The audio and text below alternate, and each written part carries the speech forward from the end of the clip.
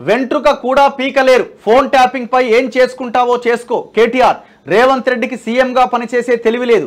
రాహుల్ గాంధీకి విరుద్ధంగా వ్యవహరిస్తున్నాడు. దానంపై వేటు కోసం అవసరమైతే సుప్రీంకోర్టుకు వెళ్తాం. బీఆర్ఎస్ సికింద్రాబాద్ పార్లమెంట్ సెగ్మెంట్ స్థాయి మీటింగ్లో వ్యాఖ్యలు.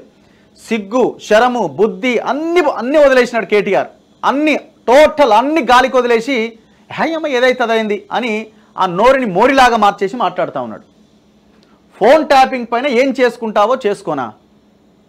నువ్వు ఏం చేసుకుంటావో చేసుకో అనడం కాదు, నువ్వు మాట్లాడాల పాయింట్ టు పాయింట్.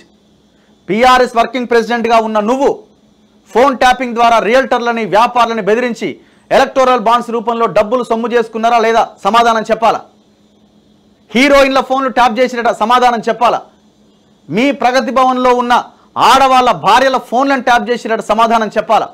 హీరోయిన్ల ఫోన్లు ట్యాప్ చేసినట సమాధానం చెప్పాలా. వాళ్ళ జీవితాలతో వాళ్ళ కుటుంబాలతో ఆడుకున్నారట. దీనికి ఆన్సర్ చేయడు.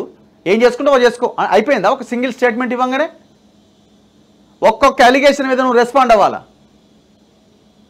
ఇంత పెద్ద ఎత్తున కేసు బయటకు వస్తే ఓపెన్గా ఆధారాలతో సహా బయటపడతా ఉంటే ఏం చేసుకుంటావో చేసుకో. ఏంది వీళ్ళ ధీమా?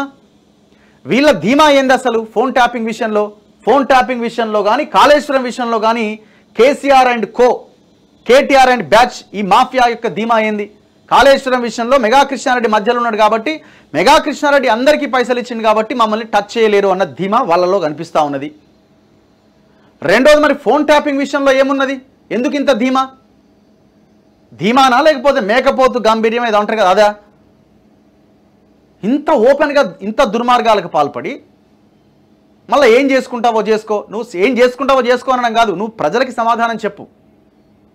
ఈ ఫోన్ ట్యాపింగ్ అయ్యిందా లేదా?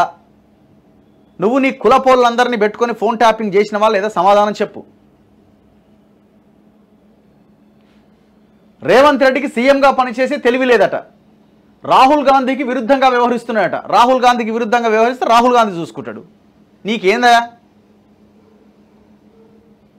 దానంపై వేటు కోసం అవసరమైతే సుప్రీంకోర్టుకు పోతారట. సిగ్గు లేదు అనడానికి? 2014లో గెలిచిన టీడీపీ, బీఎస్పీ, కాంగ్రెస్ అందరు ఎమ్మెల్యేలను బురదలో బొరలాడిన పందుల లెక్క ఉన్నావు కదా ఆనాడు స్పీకర్కి అదే కాంగ్రెస్ పార్టీ కంప్లైంట్ చేస్తే స్పీకరు వేటేసిండా? చివరికి తలసాని శ్రీనివాస యాదవ్ లాంటి తీసుకుపోయి మంత్రి పదవులు ఇచ్చినారు కదా. అసలు అది గుర్తొస్తలేదా నీకు? గుర్తుందా? అది 2018లో టోటల్ పార్టీలను విలీనం చేసుకున్నావు కదా. సమాధానం చెప్పయ్యా. నువ్వు సుప్రీంకోర్టు దాకా పోతా అంటున్నావు కదా. నువ్వు చేసిన పనే వీళ్ళు కూడా చేస్తున్నారు.